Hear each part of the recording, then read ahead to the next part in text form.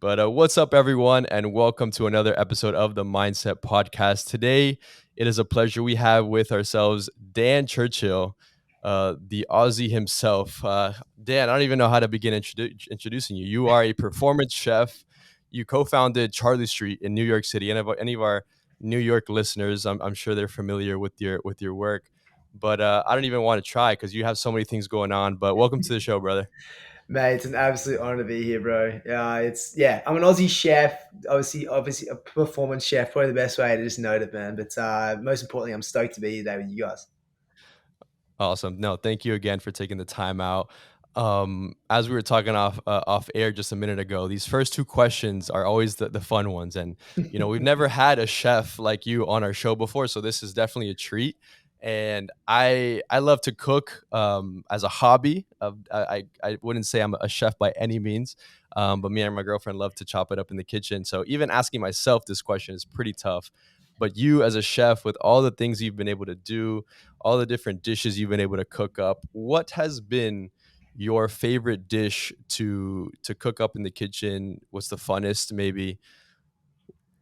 Dude, it's so funny, man, because like I could whip out some elaborate thing or some, fine dining dish that I've come up with that, would get me 3 stars and whatever it is.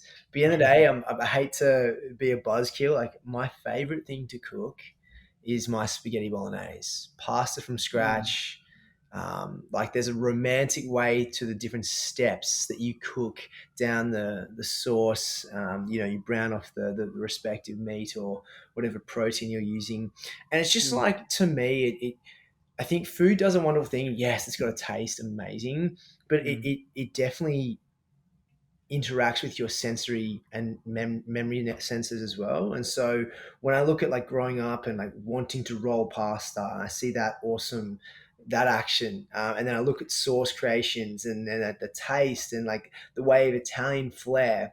To me, that means so much to me that spaghetti bolognese, the particular one that I make, is always going to be that dish that stands out. I know it's weird. Mm. It's like, oh, expecting some like, I don't know, Yeah, 21 step dish, but no, it's yeah, it's actually that. yeah. The simple dish, right? By surprise, everybody thinks it's some elaborate thing that you would say, but it's actually pretty simple. And Dan, the Gabe and I, we're foodies. We love to enjoy food, and what I've noticed is that it's really an experience. It's not so much just here's a piece of meat or here's a piece of chicken. No, it's the culinary experience, the way it looks, the way it feels. It's a whole science to it, and that's why I give so much. I admire chefs like you so much because people sometimes think it's easy. Oh, just slap it, put it in the microwave, call it a day, put it on the pan. But it's what you're doing, Dan, at your level is just infusing so many different cultures and methods. It's remarkable. I'm sure the best feeling you probably get is when you see somebody taste your food and they love it, right? They have a smile on their face. So tell us a little bit about that. How is it when you see somebody taste your food and it blows them away? Oh, I do, yeah, without a doubt. It's like you cannot put money on that. You cannot put money. The only way it could be better is if it's like over a meal with a family member that is so special to you that like combined makes them think of a memory growing up together or like a particular happy moment together. So like that is just such an amazing experience as a chef. And I'll say this openly. It's like everyone listening in has gone to restaurants, and I'm sure most of the time they go out to dinner, the response they're going to give to the front of house staff or the captain is, "How was your meal?" It's like, "Oh, it was amazing, awesome." So most of the time you go out to these places, it's incredible. But how often do you remember the meal when you're talking about where people should go for dinner? And I'll tell you this, the ones that are memorable are the ones that evoke memory and emotion and some sort of storytelling. And that's the reason what separates a great restaurant and a really incredible meal. Because, like, ultimately, if you're someone who's putting out good dishes, everyone can do that. But if you can execute it with a story that relates to customers, it's where you win. So for me, when I'm putting out a dish and working with my team, it's like, okay, guys, give me 3 dishes you want to put out in the next 2 weeks, and so we'll sit down, we'll think about it, and we'll come up with 3 dishes. In the day, I'm like, they're all amazing, flavor profiles, awesome. Now tell me the story as to why you created those dishes. And so they're learning that the important part is actually like the connection between not only themselves, but the customer to the food, because that's what's really going to resonate, right? So, and that's where we were saying earlier, Anthony, is like that connection, seeing that realization. It's like, yes, the flavor's there, but it's like that moment that you shared with, say, your mom, your grandma, your sister, your brother, or like your loved one for the first time you're at the dinner, and all of a sudden, like, remember that time that this is like that, and they're like, oh, that's where you win. That is actually where you win. Yeah, I see cooking again. I see making food, cooking as like an art form, because that's really what it is. Like Anthony mentioned, it's not just something here's just to fill your tummy. No, I think especially with what you do, and on your point, kind of telling that story. If you listen to any artist tell their story about why they created this art piece, or an artist that created a song and why they created that song, there's always a story behind it. And I feel like they don't give chefs enough credit for that storytelling aspect. And I think that's something that you do so well. Thanks, man. Yeah, I appreciate Yeah. it. Yeah, it's definitely something that we learn, particularly with content now, and how important that is to be a Yeah. storyteller. But yeah, at the end of the day, it's constantly got to be evolutioning the chef game. Absolutely. So our next question of our little lightning round here before we get into the meat of things is, you have a podcast as well. We love our fellow podcasters, the Epic Table Podcast. I love the name, just from the sound of it. It's making me excited. But this is always an interesting question to ask people with a podcast, because it's kind of like asking like who's like your favorite child, right? Or who's your favorite kid. But now if you have 100 episodes, you got 100 people to choose from. And it's always a stumper for Anthony and I when we get asked that question. So I want to relay that question to you. Out of all the episodes that you've recorded on the Epic Table Podcast, which one stands out the most to you, and which has been your favorite guest? Oh, that's a great question, man. I would say that my favorite episode is the one that my listeners personally connected with the most, and I mean that because each episode there's going to be a different form of connection. Whether you're talking about sleep, when you're learning about nutrition, whether or not you're just inspired by an athlete I have on, each person's going to be connected specifically more than someone else. So that's why I'll say my favorite episode is when my listeners who are listening at the time are so in on that episode. Personally, the one that I think's probably had one of the most impact is we listen to the likes of Rich Roll, Andrew Huberman, Darren Olen. Like, we've got some amazing guests on there. The ones that, and they all are incredible. And like Dr. B on gut health, I cannot tell you, like that guy's been on like 2 times. He's like one of my bros now. And this is what's like, even Nick Bear, like having him on and listening to him and his mindset around changing things from eating for aesthetic to performance was a game changer for him. I think there's always nuggets from each episode. I was always just astounded at how much people responded to a dear friend of mine, Camilla Basley. She's actually my running coach, and she suffered from an eating disorder early on. And if you knew Coach now, you would not suspect it. She's a beautiful person, and she's like the perfect role model and ambassador for having an eating disorder. It's a very common thing, more common in guys, because we have this mask of masculinity that we just don't want to overcome, and we feel like we just don't want to tell anyone about it. But it's very common.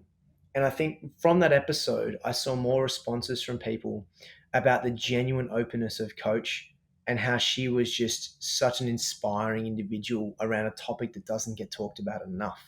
So personally, it's not, I wouldn't say it's my favorite. It's because all of them in some way I get nuggets of gold from, and even lesser known people, I always win something. It was definitely special to me to sit down with my closest mates, and have someone tell a story that is so genuine, that has such an impact, and it's original, but people should be talking more about it for sure. Mm. And Dan, I'm sure you feel the same way that Gabe and I feel, that every single time we have a guest, we learn as much as our listeners do. I mean, we're floored. Gabe and I a lot of times stay after we record, and we're like, "Oh my gosh, did you hear when he said that?" And here, look at these notes that I got on my phone. Like, being podcasters has really opened a lot of opportunities for us, as I'm sure it did for you. And it kind of gives you, you're doing something good for the listeners, right? That conversation that they otherwise wouldn't have heard. And you're right. So a lot of times we have conversations with folks about things that are maybe people don't talk about too often, that are kind of hidden in our society, that we talk about it here openly on the podcast. And then our listeners are like, wow, thank you so much for talking about that. I thought I was the only one going through that pain, going through that struggle, going through depression. And of course, when you feel like you're the only one going through it, although it's not true, you feel like you're the only one, it's hard at times to overcome those barriers. So here at the Mindset Podcast, we like to kind of bring everything out into the light, talk about those uncomfortable experiences sometimes, so that people can say, hey, it's not just me. I heard Dan talk about this, that he went through this failure. Yeah, look how successful he is. I can do it too. And that's the point of us. And I'm sure for you, Dan, you have the same goal of trying to do that too. And that's awesome. How many episodes do you have so far? We're up to about 120 now. But yeah, to your point, Wow. man, like, Wow. I think this is like, my podcast is selfish. Like, I'll be straight up. It's selfish because I get guests on that I'm super interested in their topics, and I know that my listeners are, right. So it's like, if I'm interested, then my listeners are going to be like, oh, that's cool, because I'm a messenger for my listeners, right? Yeah. In the day, Exactly. if like I ask the questions that I don't know, I may know, but my listeners may not. Yeah. I'm acting in their best interests by getting these people on. So these are topics I love, these things I'm interested in, I want to dive into and get in the weeds. And so by me personally being interested in the topics, I get to do an MBA every single week. I tell my girlfriend she's doing an MBA right now, and I'm like, hey babe, she's like, I'm doing an MBA. I'm like, so am I. I get to do this research this person. I got a new one every single week. So, but yeah, man. And to the second part of that point, Anthony, it's like that being able to be that person for your listeners and even for the guest, it's a skill. And credit to both you guys who have the ability to make a very uncomfortable question comfortable to answer. And that's what separates a good podcast host from a great one. Because if you can make your guest, who you may not have met prior to sitting down, or you may not know much about prior to researching, but you have the ability to ask a question that is uncomfortable and have them give you a genuine answer, because you have the ability to make them feel comfortable, which is a very good skill to have. Absolutely. And we love, that's why we love so much, working with and having hosts like yourself that are podcasters, because it flows better. We both understand each other. And to that point too, and Gabe and I, we talk a lot about our passions, right? What do we want to do out of this life? Because we understand we have just one shot. So that's part of the reason Gabe and I started this podcast, to figure out what are our passions. What can we learn from one another? What can we learn from our guests? And I know a lot of our listeners, because a lot of our listeners are college students, just finishing college, going into the workforce, and they're a pivotal time in their lives where they're trying to find out, okay, what am I going to do? What am I passionate about? How can I combine my passion to make money, to make a living? And I know you have a master's in exercise science. So, I'm going to propose the question to you. At what point did you realize that you can blend your passion of cooking and being such an excellent person in cooking and making great dishes? How did you combine that passion with your master's in exercise science and make a career out of it? How did that come along? Yeah, dude, this is awesome, because I feel there's like a stigma around, you have to go to college, you have to know what you want to do when you finish college, and you have to get that job that is so perfect for you to create the foundation for your growth professionally.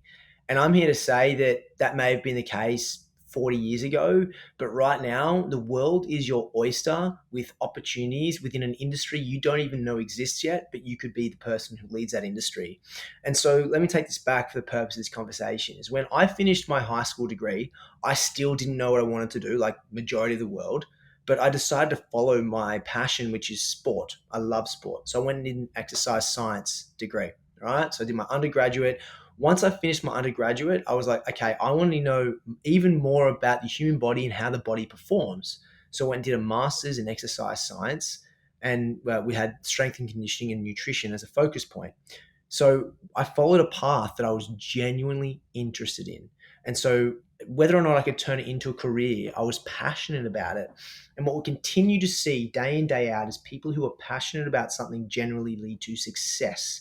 You look at Elon Musk, the bloke is passionate about SpaceX and Tesla, right? I don't know anyone else in this world who can have two companies running as successfully as he has done, but not, and like, he's been so passionate and gun ho on them, right? That is an example of passion. Same with the likes of Apple. You know, you look at Steve Jobs, incredible human, Richard Branson. Now, I'm talking about people who have obviously, you know, we all know as great leaders, but then you look at even the chef world. You know, you look at the amazing chefs who have passionately led, starting on hourly wages to now becoming very successful. Why? Because they're passionate about the food. You'll get into an industry, if you want to get into an industry to make money, if money is your passion, I'm sure you can find multiple ways to do it. But if you're passionate about what you're doing and it leads to money, that's where you're going to win, right? I think that's where the success just happens to be. For me, there's definitely not a lot of money when I was starting out in the industry I was in. In fact, there was no performance chefs. I became a chef because I wrote recipes for athletes in when I was doing internships at some rugby league and rugby union codes. And as a result of them actually cooking those, because they weren't cooking the ones the nutritionist was providing them, I was like, I'm going to create more. And then I created a cookbook, a self-published cookbook. And I did that. And then due to that success, I was getting media attention. I'm like, well, if I'm going to be a chef, I better be chef. Like, so I had to go do restaurant stuff, and I eventually, like, you know, worked many, many years in a restaurant before moving over here. But my point is, I led with passion. I loved cooking since I was 11 years old. I love sport. Every day I get up, first thing I look at is ESPN. Just I love it's just the way I love to understand notes, right? Straight up. Why I love eating. I love food. I love going to the markets. I love looking at little things on fruits to see how different they are. Not everyone's, some people, if they're not detail oriented on everything, that's fine. If they're detail oriented on, I don't know, vacuuming the floor, maybe they're going to be really passionate about cleaning. I don't know. Just saying, there could be a job there for you doing that. But my point is, lead with passion. So going back to what you first said, the industry that we are now in does not mean it's going to still be here in 5 years. Look at the way we're seeing crypto. Now, crypto, I don't know much about. We do know is it's going in a certain direction. But years ago, it was in a great direction and it could go back. I'm just saying, we just don't know. What we do know is if you lead with passion, it will lead to opportunities that didn't exist when you first started that passion. That's all I'll say for that point. Does that make sense? Yeah, 100%. I think your story, again, going back to what you were saying, and again, kudos to any chef, because I know a couple buddies of mine that have been wanting to be chefs or start restaurants, and I know that business is not easy to get into. You're not going to be making a lot of money, to begin with. And you were mentioning how when you were in your internship, creating these recipes for athletes and kind of getting your start there and getting some media attention. I know you were on Good Morning America. You got some Australian media on you as well. That's kind of where your stardom, I guess, could have began. But how difficult was it for you? Like, how scary was it to put yourself out there like that? Like, now the world is looking at you with all these eyes, all these cameras. You can't turn back now. Was there any doubt in your mind that you would maybe have to turn back one day, or was that like what was just going through your mind during that time? Yeah, so I jumped from Australia to America, right? And that's like, it's kind of a big deal, but didn't realize it at the time. Put it down to my young naivety, but like effectively, I didn't think much of it at the time. Like, oh, cool, I'm going to America, I'm going to cook, I'm going to have some, like, super naive. As I look back now, I'm like, holy shit, that is pretty scary stuff, right? Think about it. But I think I was so focused, and I still to this day, I was like, I so believed what I could do. I really did. Like, I knew that no one in this world yet could have the way they could speak to athletes or everyday people about food in a related manner, make food super sexy, but tackle this health industry. That was just the way I looked at it. And that's just genuine confidence. And I learned to be confident in America, whereas in Australia, you have to be like, you have to play it down a little bit. We can talk about tall Mm. poppy syndrome if we want to, but Yeah. I just, at the time, I was like, this is what I'm doing. I'm going to do it. And I had a platform. We laid a platform here, and we just continue to, chip away at it every single day. And yeah, it's tough, man. Like, it's when I first got here, no one knew me. No one, absolutely not, knew me. And it's like, you went from being somewhat of a star or like a well-known person in Australia to coming to an even bigger place, and it's hard to do stuff. So I'm like, cool, all right, looks like I'm starting again and just doing things to make sure I build my brand. And I did that. I started with, events and just cooking classes and things like that, content, rinse and repeat. And you find yourself, as you be consistent with what you were doing, whether it be content, events, or just even, I'm thinking of your respective industries coming out of that. If people coming out of their their degrees, and they're looking at what they want to do. If you're consistent with what you do and you perform well and you're consistent at that, you're just going to keep excelling. And that's what happens. And now I look back and I'm like, I have a network of absolute legends. Like I speak with NBA players almost every second day. I meet up with the likes of, like, Nick is a friend of mine. Like, people text me all the time about that kind of stuff. I'm just like, I am blessed. I am worked hard. And as Nick says, I went one more every single day and continue to go one more every single day. But like, you surround yourself with people that make you greater through the consistency of the work that you put in. And if you deserve to be there, if you personally believe you deserve to be there, you will be there. That's how I believe. Yeah, we often ask our guests. We're like, okay, help us understand, why is it that a lot of people aren't so successful? Like, what because what we're trying to discover is Dan, what's the roadblock that everybody's facing? Because of course, I love this saying by Eric Thomas: everybody wants to be a beast until it's time to do what beasts do. Right? Everybody wants to be a championship winner. Everybody wants to be a famous chef. Everybody wants to be a multi-million-dollar real estate agent. Everybody wants it. Everybody says it, on Instagram bio, oh, entrepreneur, right? Everybody wants this, but from this huge pool of millions of people that want it to the people that actually get it done, it's a very small circle, and it's a very lonely place to be at the top because there's not many people there.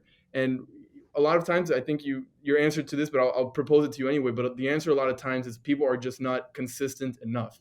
What would be your answer to that, based on your experience? Maybe friends you've had that had a great admiration, had a great goals, a lot of potential, maybe while you were in high school, but that today, 10, 15 years later, they're just not there. What do you think that roadblock is? Okay, this is going to sound obvious, but hopefully the people, particularly if you're at the gym and you're putting down your set after smashing out some sort of chest best or whatever you're currently doing, hopefully this fires you up, because what I'm about to tell you is not secret sauce, but it is very achievable by everyone. The difference between people who are able to succeed versus, say, who want to succeed is action. Simply put, I said, I'm going to move to America. Check. I said, I'm going to start creating content consistently. Check. I was going to onboard a creative team. Check. I'm going to open a restaurant. Check. I'm going to build a studio kitchen in my restaurant. Check. I say stuff and I do it, right? Do I have failures along the way? Absolutely. For every one of those checks, there's probably 5 failures. Nick, I'm going to hit a 248 marathon, a 250 marathon in Buffalo. And he put a plan in place. He executed the plan. And then on the day of his marathon, he did a 248. People like that are just action. Action, action, action, action. So for those listening in the gym right now, crushing your set, here's what I want you to do. You're so fired up right now. I'm loving that. You got the heat, you got the energy. I want you to finish that set, finish your gym session today. You're going to crush it. Take your protein shake, eat right, and then sit down with your notepad and think about things that you are going to crush and you're actually going to do it. Because that is the difference between you succeeding and the person next to you outdoing you. Simply put. Yeah, that's so good. I think having that visualization, which is what you mentioned about having a journal, pen to paper, like what is it that you're going to attain, right? And I think, what you mentioned too, action is so important, but I want to even add on a second piece to that. And I think it attests to your story and your experience, is consistency, right? Because a lot of friends of mine, a lot of people that have all these great ideas, they're like, oh, I'm going to move to America. And then what's next? Like, okay, like what else are you gonna get to, do to get to that place, right? And they're like, oh, I have this great business idea. I'm gonna go at it for 6 months, and then 6 months comes around and they fail, right? And again, to your story, just so many things. Like, you had so many boundaries, so many hills you had to jump over, so many objectives you had to kind of climb over, but you're still able to stay consistent to your plan. Like, moving to America, like you mentioned, that is something that's a feat within itself. Like, I can't even imagine being born and raised here in Miami, in South Florida, in the US, moving to a whole other country that I'm not acclimated to the culture, to the people, to the society. I don't know, even at the age that I am now, I don't know what I would do if I would even have, the courage to do that. So I think people that are in your profession and even in positions like you in different industries, I think that within itself is something to be proud of, but also don't let it stop you from making the next step. And I think that that's your story so well, you know. Dude, absolutely. Like as I said, take action and then be consistent with it. Yeah. And you're gonna find like, if you drew a line along a pen on a page, and for every single time you get a fail or a bump in the road, you're probably going to be in the space of 6 inches, 100 dots, because there are going to be so many hurdles. Hmm. But if you really want to get to where you want to be, you'll either jump it, push it over, go around it, whatever you need to do to achieve it.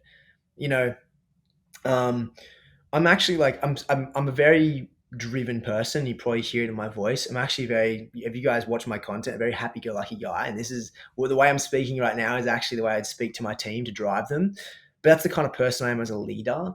And so when COVID happened, restaurants around the world, one of many industries that really copped it. Right, that was shit.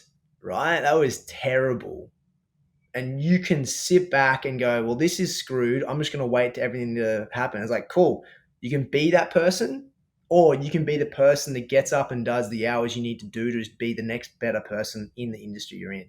So take action and be consistent. It's simple as that. And it's simple in verbiage to actually do is like, well, am I going to get up at 5 a.m. and go for the run that I need to do before going to work? Well, Yeah. we'll see. Yeah, it's a lot easier said than done. And I want to take 100%. kind of a left turn here. You've mentioned it a couple times, and again, I think you do such a great job with this in your respective industry. But that's content. I think it's unwise for us to ignore what's going on. I think COVID sped up our society, our culture in terms of content by years.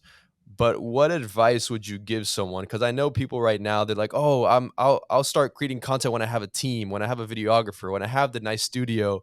You said that you were creating content back in Australia when you got here. Like you didn't have the fancy restaurant, you didn't have all the fancy things. What advice would you give to someone that is maybe a chef, an artist, a creator, that for them to take that next step in creating content? Because again, content is something that we simply cannot live without as we move forward in this culture. Yeah, dude. Like, content's key. Like, it helps provide awareness, drives understand who you are. It can tell a story, and everyone's like, "Oh, I need to have better equipment." I tell you right now, this iPhone is all you need to get started. Shoots 4K, 60 frames per second. That's all you need, right? That's right. You, Yeah. that's all you actually need. So that's not an issue. You do not need a team yet. You need to understand content yourself before you give it to a team. It's also a lot of money to pay someone else to do the job of your brand before you know your brand. Does that make sense? Yeah. If you do this, like I looked at, so we're growing our YouTube channel right now, right? We really started to push into it and lean into it a lot more. But if you go through YouTubers that you all know in the space, whatever it is, go look at their very first video. See how good that quality was. Did they Mhm. just, wait till now to have the content quality they had, or did they just start? Like I was looking at Nick's. Look at Nick's, dude. Like I was looking at Brett Conti. I was looking at this guy called Jesse James West. Like it's Yeah. crazy to Yeah. see the very first video, and then you hear people like, "I want the perfect." There's never the perfect thing. Just Yeah. start, take Yeah. action, and learn. Be Yeah. okay to fail, and that's content's one of those things where you put it out there. So to the point now where I started by myself, I learned to take still shots. I learned to create the photos for cookbooks. That's great. So then when Mhm. I have a team come on, at least like, and I'll say this before, like someone else's B is better than your F, and I mean that because I can't do everything. So it's better that I give someone else to do a job that's technically a B, and then me do it when I don't give as much attention and make it an F. In realistic Mhm. terms, though, it's getting to a position where these guys are much better than me because they devote their entire team, entire task to one thing. So Mhm. over time, my story goes: I did the content myself. Eventually, got some deals that allowed me to invest in people, particularly one person to start. Then after that one person, got two. To the point now that I have like an agency, a little food and lifestyle production company called The Epic Table, where not Mm, only are you creating original content and branded content for me, but we're now doing third-party content for food and lifestyle brands, whether you're an mm. individual or food. We now provide the content for that. And that all came about through being consistent with me starting it out myself. Hmm. Interesting. I love how Dan, your story is incredible. How Thanks, one dude. thing leads to another, and then you find the need in this niche, and then boom, you supplement it. I just love listening to your story, and it gives me goosebumps. And I'm just excited for you because you're just so young and you're just getting started. I feel like you probably feel, Dan, like you haven't even started. And Gabe and I are looking at you like, oh my god, this guy's awesome. Dude, So it's funny. Like it was saying, like, sorry to interrupt, but just like to the point, we don't know. I didn't think I was going to have a production company like 5, 6 years ago. Like, yeah, I didn't think that. So, like, now yeah. that we have that, just proof of like this as you continue to grow, opportunities present themselves if you're consistent. Right, absolutely, and to your point, right? Gabe and I just told Gabe this yesterday. I'm like, Gabe, I was looking at our very first few episodes, and man, that was cringy. Like I'm looking at it, I'm like, Gabe, can we delete that because we did a terrible job. It But was I'm like, bad. oh my god, the lighting was awful, the sound was terrible, and my background was horrendous. I'm like, Gabe, how did we publish that? And now look at where we are today, very far from where we want to be, but we're going at it. And Gabe and I, we didn't know what a podcast was. Like I wouldn't listen to any when we started, but we're like, let's just get on the mic and let's just talk, right? Same And go. so many people, right? Going back to your point, Dan, about action, action, action. And before we finish up here, and we're wrapping up now. A lot of people in our industry of Gabe and I, where it's about mindset and hustle and entrepreneurial and that kind of world that Gabe and I cater to, a lot of people sometimes ignore the health side of it or the healthy eating part of this culture of entrepreneurship and everything. For some reason, people leave it out because they might not think it's important. Gabe and I, we say it all the time: if you don't have health, you don't have anything. If you're not healthy, you can't be the best chef in the world. If you're not healthy, you can't go to the gym. You can't be the best brother, the best sister, the best boyfriend. Health is number one. Without that, you have nothing. You have no money. You have nothing. So Gabe and I, we understand the importance of nutrition, of eating healthy, of working out, and we try to incorporate it into our messaging because that's number one. That's priority. So we've had nutritionists on, but we've never had a chef like yourself, and we're glad that we finally have you on. And the question, Dan, is how important do you think healthy eating, healthy habits are for your mindset, for that entrepreneurial, that's hustle, hustle, hustle, that CEO that's working hard, 9 to 5, like just grinding it out, that maybe is skipping a meal or maybe not eating the best kind of nutrition. What's your advice on that point? How can entrepreneurs like ourselves stay motivated, stay focused when it comes to nutrition? So we've heard the saying, "Put your mask on first." If Mm-hmm. you can't put your mask on first, you can't help anyone else. If you can't take care of your health, you can't take care of your team in a work environment, you can't take care of your family. You're going to be doing it half-assed, right? So the way I look at this, and it's around performance. Now, performance has been seen as such a athletic term. Every day you perform. You perform when you're beating your heart. You perform when you lift your arm to go grab a pencil. You're performing when you're thinking of a task that you have to do. So there's all forms of performance in what you do.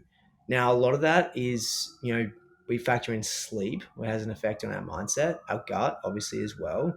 We know that food has a direct correlation with our mindset through the fact that if we eat correctly, we're going to look after the gut, which are the gut microbiomes in there specifically, which in turn have a relationship through the vagus nerve directly to the brain. And then you got all the physical benefits as well through nutrition, digestion, etc.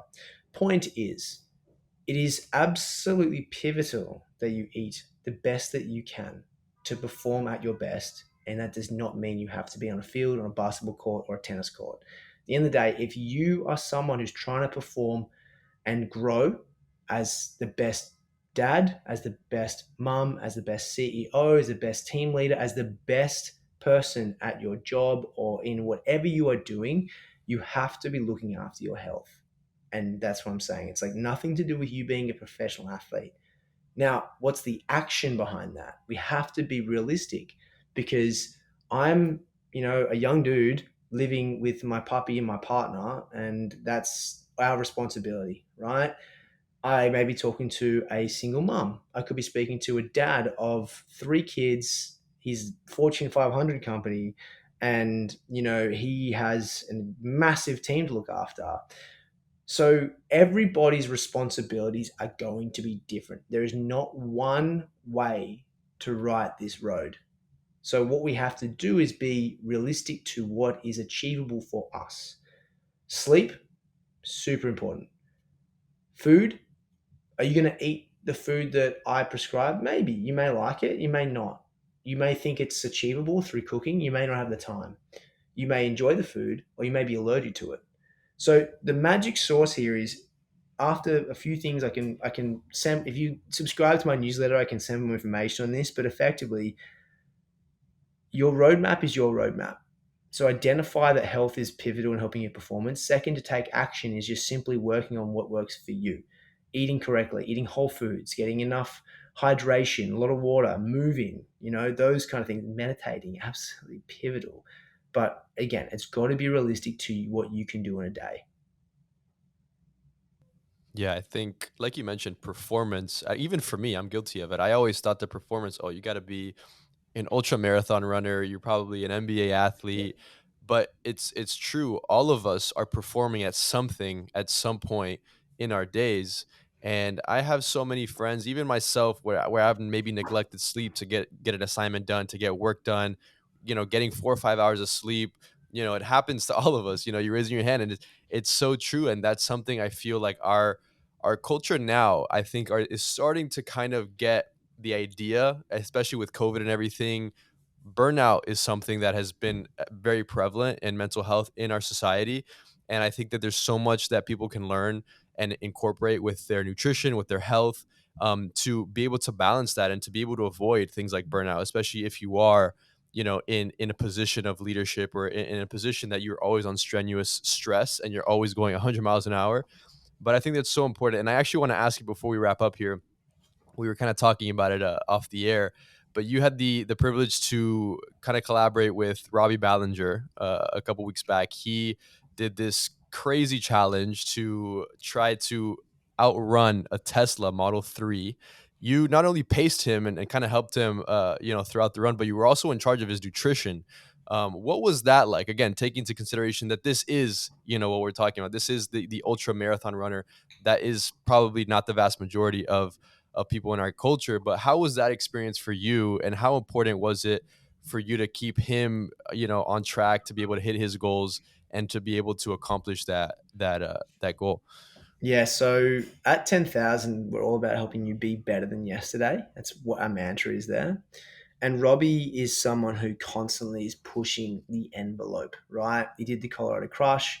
He, up until about 2 months ago, he did the most amount of laps around Central Park within a 24-hour period, I believe it is, or when the period of the park is currently open for one day.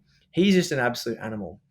And let me preface that he's got a beautiful wife in Shelley who just supports him like nothing else. And, when I wasn't doing nutrition, she was there more than I was, to be honest, as I was pacing him. So, and then we had, Hella Sidibe there. We had, Will Goods there. And there was a bunch of us there to support. So I wasn't the only one there. But what I would say is the whole experience really, really defined what it's like to be in a whole other world of mental pain. I was at a position where, like, day one, you'll be able to see the video. I think July, so just check out on 10,000's notifications. You'll see the pain he is in the middle of the Austin sun on day like one. Right, my job was just to get, honestly, at that point, just calories into him, and seeing him, talking to him, breaking it down with him in the second, like, this is the shit that I love. This is my Super Bowl. I'm there going, all right, bro, talk to me. How you feeling? What's going on? Where you saw, like, and Love everything. it. He would just talk to me. So my job was to adjust. I'm like, okay, he needs more sodium. He needs more carbs. He's not digesting it properly. Let's take out all the fat. Like, everything. It's like what I was built for was for that time. And it was absolutely incredible. The same thing I could say when I was with Lindsey Vonn at the Olympics. Like, you are in your Super Bowl element. So for this event, it was absolutely incredible to be a part of it. I was the funniest thing, and like one of the biggest takeaways is, like, I ran 2.5 marathons over 2 days. So I did a marathon, and then I did a half marathon, and then I did a marathon again on the third day. And I think I had a collective, I think out of those 3 days, I had about 12 hours of sleep collectively. Now that sounds stupid, right? Yeah. Robbie did 200 and something stupid miles on like 4 hours of sleep. So like here I am going, I'm a bit tired. I'm fucked. I'm fucked. Like I'm telling the rest of 10,000 who like DC, how you doing? I'm like, I'm not going to tell them because Yeah. if they tell Robbie, Robbie's gonna be like, fuck you, dude. Are you kidding? Sorry if I swear, but like, like, dude, Yeah. you kidding me? So I'm like, no, I'm good. I'm sweet. I'm absolutely awesome. Slucking back another Yeah. super coffee. And I'm just like, No problem. hey, Nothing happened. It's no, all no, I'm good. good. At the end of it, I came back here. Like when I go back to New York, I crashed. I FaceTime Robbie, and he's like, I'm like, bro, how are you? And he's like, oh man, I'm pretty good. He's like, how are you? I'm like, oh man, I still can't even say it. But the Oh my whole goodness. whole experience was just incredible to be running, like that with the guys, and yeah, it was. We had a lot of obstacles in that thing where you had to find out as Yeah. well. Like talking about failures or obstacles in that 3 days, we had a lot. Hmm. Interesting. Dan, I want to thank you so much for your time, for joining us. Your story is absolutely incredible, and we're excited because, like I said, you're just getting started. If in fact you even started already, so we are here in your corner. If you're ever down in Miami, you have two new friends here, two family members here that will take care of you. We'll show you around the Michelin restaurants that we got going down in Miami that just got awarded this month. So we That's got awesome. some good cuisine down here in Miami, and we love to show you around. And nothing. Thank you for sharing your story. Appreciate, guys. Keep being epic. Awesome, man. Thank you again. And before we wrap up, where can our listeners find you? Where can they go eat some good food in New York? Where you at? Yeah, man. So you can follow me on Instagram, Dan_Churchill. And if you go to my website, danchurchill.com, you can sign up for the newsletter. You can get into contact with us there. We just released another ebook, which we do. They're free. And this one's actually about how to build muscle on a plant-based diet. So I'm not Nice. plant-based. I was for 10 weeks. But yeah, you can go check that one out, and we'll send you some other goodies as well. So yeah, go check it out. Awesome. Thank you again, Dan.